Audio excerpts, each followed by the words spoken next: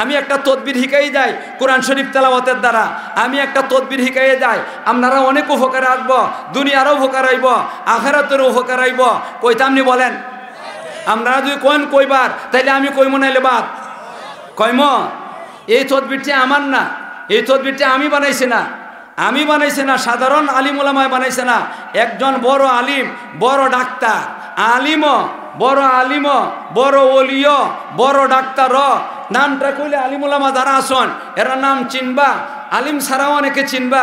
উনি হইলেন হযরতে আল্লামা আখতার হুসেন সাহেব রহমতুল্লাহ আলাই।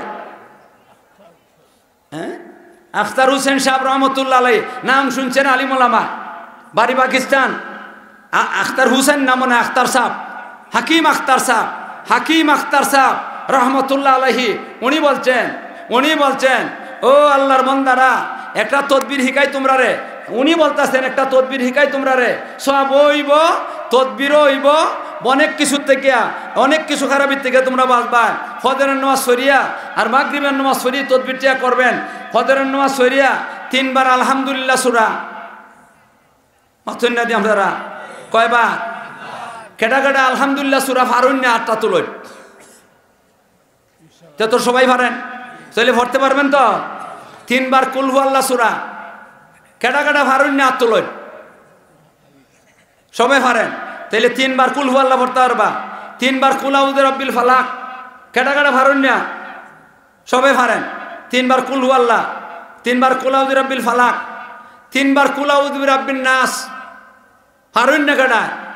সবে পারেন, তাহলে কয়বার হইল? 3-4 বারবা। এটা কি তা সূরা বাকারা রহমান হয়ে গেছে গিয়া? ছোট সূরা। 3 বার আলহামদুলিল্লাহ সূরা, 3 বার কুল ওয়াল্লাহ সূরা, 3 বার কুল আউযু বিরাব্বিল ফালাক সূরা, 3 বার কুল আউযু বিরাব্বিন নাস সূরা। এই সূরাটা ফইরিয়া আপনি তো আর আমার জন্য মা আর বাবা আমরার কাছে কিছু ভাবনা আছে মাথুন না? আমরার কাছে ভাবনা নাই? আল্লাহ মা আর বাবা কোনোদিন মা বাবার ভাওনা দিতে পারবো আমরা? মা আর বাবার ভাওনা দিবার ক্ষমতা নাই, মা আর বাবার ভাওনা দিবার ক্ষমতা নাই। এই কারণে কিছুও দিতাম না, মাথুন না দি কিছুও দিতাম না।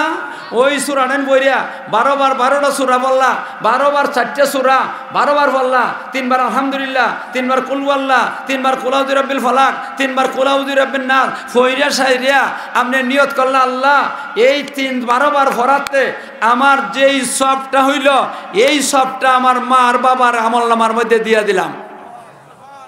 মা আর বাবার হক আদায় করবার লাগি দিতে রাজি আছেন নি?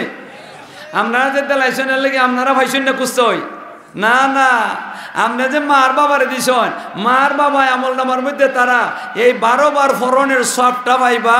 আর আল্লাহ যেহেতু আরহামুর রাহিমিন, আল্লাহ পাক রব্বুল আলামিন দয়া করিয়া আপনার আমল নামার মধ্যে এই পরিমাণ সব দিয়া দিবা।